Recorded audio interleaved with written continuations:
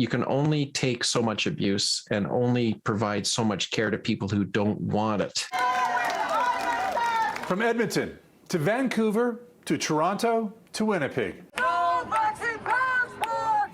Anti-vaccination cries continue, including protests outside Canadian hospitals where many doctors are dealing with burnout.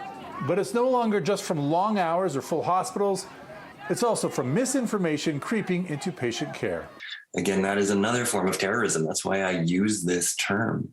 These are disproportionate actions. They cause far more harm by scale than the number of people perpetrating them. And the last time I was on call last week, for the first time, we had a couple people swab positive that asked for ivermectin once they found out that their swab was positive, which obviously I found quite shocking. Ivermectin is a horse dewormer that has been touted in the anti-vax community as a COVID treatment. It's not. However, both Health Canada and the U.S. Federal Drug Administration have issued advisories against its use. Hearing COVID patients insisting on this treatment and other unproven medications is taking its toll. There's a certain amount of compassion fatigue that sets in. You do everything you can to stay objective, and I'm still going to do my job. I'm still going to look after them. Where it becomes challenging is when their families attack you, saying that it's the interventions that you've done that have caused the problem and not the disease. The fear is that many anti-vaxxers have dug in their heels and won't budge until it's too late.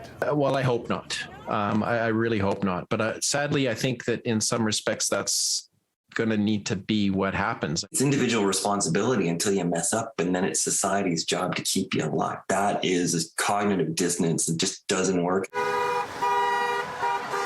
As protests clog streets outside hospitals across Canada and COVID beds fill primarily with the unvaccinated, healthcare workers grow increasingly frustrated. The thing that keeps me going on a day-to-day basis is a day like today, where I met some wonderful women who are coming to my office and they're scared and they have breast cancer, and I know that I can help them.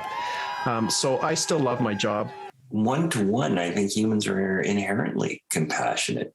It's when we get divided and separated and filtered through electronic media and political messaging that we lose our humanity. Scott Frolick, City News, Edmonton.